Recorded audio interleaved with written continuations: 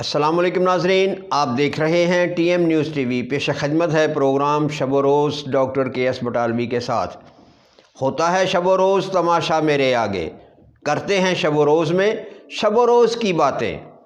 جی ہاں، میاں محمد شہباز شریف وزیر اعظم پاکستان، 24ویں وزیر اعظم پاکستان کا حلف اٹھا لیا۔ تقریب حلف برداری میں جنرل عاصم منیر، آصف علی زرداری و دیگر معزز مہمانان نے شرکت کی۔ ناظرین، یہ ایک اہم خوشخبری تھی جو ہم نے سنا دی۔ کسی ادارے، جرنیل یا قاضی کو حق نہیں کہ ہمارے فیصلے کرے۔ سنی اتحاد کونسل کے جنید اکبر نے کہا، جو کہتے تھے عمران خان کا نام لینے والا کوئی نہیں ہوگا، کراس لگا دیا، ہم وہ کراس مٹا کر آ گئے اور کوئی غلط فہمی میں نہ رہے، تیرے ہاتھ بھی توڑ دیں گے۔ جب تک لیڈر باہر نہیں نکلتا، ایوان میں بیٹھنے کا سوال ہی پیدا نہیں ہوتا۔ ناظرین، ہم موصوف جنید اکبر سے یہ سوال کرتے ہیں کہ اس نے یہ کس کو کہا ہے کہ تیرے ہاتھ بھی توڑ دیں گے؟ اور ہمارے ادارے کیا اتنے ہی بے بس ہو گئے ہیں کہ ایک رکن اسمبلی، ایک آزاد امیدوار جو اب رکن اسمبلی بن گئے ہیں سنی اتحاد کونسل کے زیر سایہ، اور وہ اس قسم کی دھمکیاں دے رہے ہیں کہ کسی ادارے، کسی جرنیل، کسی قاضی کو یہ حق نہیں کہ وہ ہمارے فیصلے کرے اور ہم تیرے ہاتھ بھی توڑ دیں گے۔ انتہائی غیر مناسب زبان استعمال کی ہے۔ پارلیمان میں یہ پارلیمانی زبان نہیں ہے، اور وہ موصوف عمران خان کے وارث بن کر آئے ہیں۔ ظاہر ہے عمران خان کے جو وارث ہوں گے وہ اسی قسم کی زبان استعمال کریں گے جیسی ان کا باس، ان کا مالک، ان کا سب کچھ، جیسی گھٹیا زبان وہ استعمال کرتا تھا، اس کے وارث بھی وہی گھٹیا زبان استعمال کریں گے۔ اس میں کسی قسم کا کچھ شک نہیں، اور نہ ہی کسی کو کسی شک میں رہنا چاہیے۔ انہوں نے مزید کہا، جب تک لیڈر باہر نہیں نکلتا ایوان میں بیٹھنے کا سوال ہی پیدا نہیں ہوتا۔ یہ ان کی ایک اور دھمکی ہے اور ایک اور مکارانہ جملہ ہے۔ یہ مکاری اور منافقت عوام کے اندر پھیلائی جا رہی ہے۔ انتشار پھیلانا، افراتفری پھیلانا، یہ اس تنظیم کا، اس جماعت کا اور اس کے حواریوں کا خاص مشغلہ ہے۔ یہ پاکستان کے، یہ اپنے عوام کے وفادار نہیں ہیں۔ ادارے ان کے ساتھ پوری سختی سے قانون کے مطابق ان کے ساتھ اپنا رویہ اختیار کریں۔ انہوں نے ایوان میں اظہار خیال کرتے ہوئے کہا، 9 مئی کا بہانہ بنا کر ہم سے بلے کا نشان چھین لیا گیا۔ 9 مئی کے معاملے پر لوگوں نے ٹی وی پر کہا کہ میں پارٹی چھوڑ رہا ہوں تو اس کے سارے گناہ معاف ہو جاتے ہیں، جیسے یہ پاکستان کسی کی جاگیر ہے۔ ہمارے اوپر FIRs کاٹی گئیں۔ 9 مئی کا واقعہ ہوتا ہے تو 11 مئی کو لوگ پکڑے جاتے ہیں۔ جیلوں میں ان کو ملنے والوں نے کہا، عمران خان کے پاس الیکشن میں بلے کا نشان نہیں ہوگا۔ انہوں نے مزید کہا، ہم اسمبلی میں قانون سازی کے لیے نہیں آئے، ہم اسمبلی چلنے نہیں دیں گے جب تک لیڈر باہر نہیں نکلتا۔ موصوف کی یہ دوسری بڑی دھمکی ہے، جو شدید ترین دھمکی۔ موصوف نے ایک بار اور دھمکی دے دی کہ ہم اسمبلی میں قانون سازی کے لیے نہیں آئے۔ صاف ظاہر ہے آپ لوگ قانون بنا ہی نہیں سکتے، آپ اس قابل ہی نہیں کہ قانون بنائیں، اور آپ نے ساتھ میں یہ بھی کہا کہ ہم اسمبلی چلنے نہیں دیں گے۔ یہ بھی آپ کی روایات میں شامل ہے، آپ کے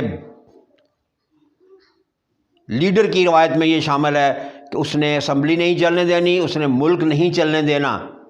ملک میں انتشار، افراتفری اور زوال کی طرف اس نے لے کے اس کو جانا ہے۔ لیکن ہمارے ادارے، ہمارے دیگر صاحبان، دیگر سیاسی لیڈر، اللہ نے ان کو یہ شعور بھی دیا ہے کہ اگر ملک ہے تو ہماری سیاست ہے، اگر ملک نہیں ہے تو ہماری سیاست نہیں ہے۔ اور یہ جو کہتے تھے کہ ہم غلامی کو توڑنے کے لیے آئے ہیں، یہ غلامی میں ڈالنے کے ساری باتیں کر رہے ہیں۔ یہ ساری باتیں غلامی میں ڈالنے والی ہیں، غلام بننے کے لیے ہیں، اور یہ غلام ابن غلام ہیں۔ امریکہ کے خلاف یہ کہتے ہیں کہ امریکہ نے ہماری حکومت گرائی، اور اب امریکہ کے تلوے چاٹ رہے ہیں کہ میرے مقدمات فارغ کیے جائیں، مجھے جیل سے نکالا جائے، اور الیکشن میں دھاندلی ہوئی ہے اس کی انکوائری کی جائے۔ اور IMF کو بھی یہ خط لکھتے ہیں کہ پاکستان کو قرضے نہ دو۔ یہ پاکستان کے خیر خواہ ہیں، محب وطن ہیں۔ یہ عوام فیصلہ کریں کہ جہاں سے آپ کو رقم ملنی ہے، جہاں سے آپ کا ادارے چلنے ہیں، جہاں سے آپ کا کاروبار معیشت چلنا ہے، اس کو یہ لکھتے ہیں کہ جن کو قرضے نہ دو، ان کو پیسے نہ دو۔ انہوں نے مزید کہا ہم مفاہمت کے لیے نہیں آئے، یہاں آدھے سے زیادہ ہارے ہوئے لوگ آئے ہیں۔ دوسری طرف نو منتخب وزیر اعلیٰ خیبر پختونخوا علی امیر گنڈا پور نے کہا آزاد حیثیت سے وزیر اعلیٰ بننے پر دکھ ہے، 1 ہفتے کی مہلت ہے، جس FIR کا ثبوت نہیں وہ ختم کر دی جائے، اپنی اصلاح کر لیں اور بانی PTI کو رہا کر دیں۔ اداروں سے میرا پھر سوال ہے کہ کیا یہ الفاظ بغاوت، غداری، ملک دشمنی کے زمرے میں نہیں آتے؟ کیا ادارے ان الفاظ پہ کوئی قانونی کارروائی نہیں کر سکتے؟ کرنی چاہیے۔ یہ کھلم کھلا دھمکی ہے۔ PTI بانی کو رہا کریں۔ نو منتخب وزیر اعلیٰ کا اسمبلی میں خطاب۔ تمام اراکین سے قرآن پاک پر کرپشن نہ کرنے کا حلف لیا۔ جو کرپشن کرے گا ہم اسے نہیں چھوڑیں گے۔ نو منتخب وزیر اعلیٰ نے کہا میں دیکھتا ہوں کس میں لوٹنے کی جرت ہے، یعنی پیسے لوٹنے کی جرت ہے۔ اگر ہم نے یہ جہاد کر لیا تو 90% مسائل حل ہو جائیں گے۔ بات تو ان کی بہت اچھی ہے، لیکن اس بات کا دوسرا پہلو یہ ہے کہ کسی اور کو لوٹنے کی ضرورت نہیں ہے، میں خود بڑا لٹیرا ہوں، میں خود سب کچھ لوٹ لوں گا، تمام پیسے میں خود لوٹ لوں گا، کسی کو لوٹنے نہیں دوں گا۔ یہ بھی ہو سکتا ہے، لیکن اللہ کرے ایسا نہ ہو۔ جو انہوں نے بات کی ہے، قرآن پہ حرف لیا ہے کرپشن نہ کرنے کا اور نہ کرنے دینے کا، وہ اپنے اس عمل پر قائم رہیں، اور ملک کی ترقی کے لیے، صوبے کی ترقی کے لیے، خیر خواہی کے لیے وہ اچھے اقدامات کریں، بغیر بغض کے، بغیر کسی پارٹی کو نشانہ بنائے ہوئے۔ اب وہ اقتدار میں آ گئے ہیں تو اب ان کو اپنے پرانے رویے چھوڑ کر آگے کا سفر کرنے کے لیے سوچنا چاہیے۔ انہوں نے مزید کہا بانی PTI کا جلد صاف اور شفاف ٹرائل کیا جائے۔ یہ سوال یہ ہے کہ جو پہلے ٹرائل ہوا ان کی نظر میں وہ صاف شفاف نہیں ہے۔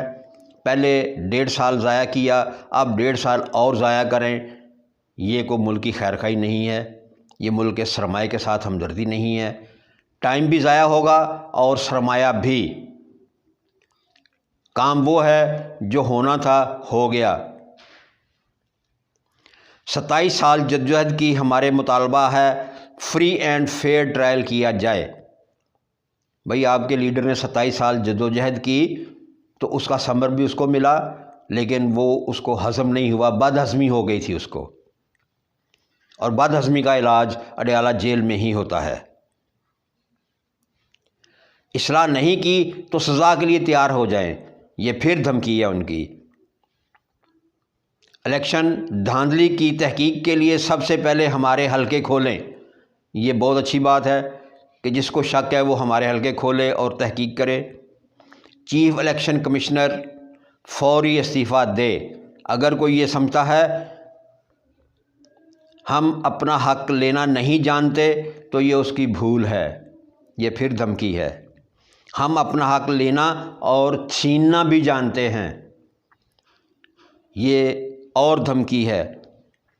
اگر چاہتے ہیں ہمارا ہر پاکستانی محفوظ رہے تو ہمیں نظام بدلنا ہوگا۔ نظام نہیں بدلیں گے تو کل یہ عوام ہمارا گریبان پکڑیں گے۔ بات تو ان کی یہ ٹھیک ہے، جو ٹھیک بات ہے اس کو ہم ٹھیک کہتے ہیں۔ ہمارے نظام میں بہت سی خرابی ہے، بہت سی کمی ہے، اس نظام کو ٹھیک کرنا ہوگا۔ ساتھ میں وہ یہ فرماتے ہیں ہم انتقام نہیں چاہتے۔ تو یہ جتنی دھمکیاں دے رہے ہیں یہ کس کو دے رہے ہیں؟ اداروں کو دھمکی دے رہے ہیں، اپنے مخالفین کو دھمکی دے رہے ہیں، کس کو دھمکی دے رہے ہیں؟ یہ ملک اور ادارے ہمارے اپنے ہیں۔ ایسا نظام چاہتے ہیں کوئی بھی اس ملک میں زیادتی نہ کر سکے۔ یعنی یہ بات سمجھ نہیں آ رہی کہ یہ شخص ذہنی مریض ہے، خلفشار کا شکار ہے، یا اس کو خود سمجھ نہیں آ رہی کہ وہ کیا بولتا ہے۔ ایک جملہ اس کا پازیٹیو ہے، دوسرا جملہ اس کا نیگیٹو ہے۔ یہ جو ہم نے ابھی ساری باتیں کی ہیں یہ موصوف نے اسمبلی میں کی ہیں اپنی پہلی تقریر میں۔ علی امین گنڈا پور کی باتیں ٹھیک بھی ہیں، انداز جاہلانہ اور جارحانہ دونوں ہیں۔ یعنی یہ انداز تکبر کی دلیل بھی ہے کہ ہم یہ کر سکتے ہیں، ہم وہ کر سکتے ہیں، لیکن موصوف یہ بھول گئے جب قانون اپنا قدم اٹھاتا ہے تو پھر تمام متکبر اس کی زد میں آتے ہیں اور وہ زیر ہو جاتے ہیں۔ نظام حکومت سب سے برتر ہوتا ہے۔ اسمبلی میں نو منتخب رکن سنی اتحاد کونسل جنید اکبر نے تمام اداروں کو کھلے الفاظ میں دھمکی دی ہے۔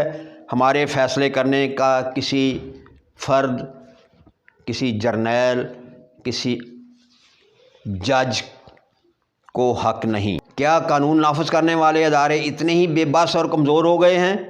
وہ اپنے متعلق غور کریں کہ یہ لوگ نو منتخب ہیں، اسمبلی میں آئے ہیں، لیکن بڑے بڑے بیان، بڑے بڑے دھمکی امیز الفاظ استعمال کر رہے ہیں۔ ان کو پوچھنے والا کوئی نہیں، ان کو پوچھنا چاہیے، اور یقیناً قانون کے مطابق ان کو پوچھنا چاہیے۔ کیا نو منتخب ارکان ملک کو انتشار کی طرف لے جانے کے لیے آئے ہیں؟ الزام برائے الزام کی سیاست کر رہے ہیں۔ اسمبلی حلف اٹھانے کے بعد ان کو تمام مراعات میسر ہیں۔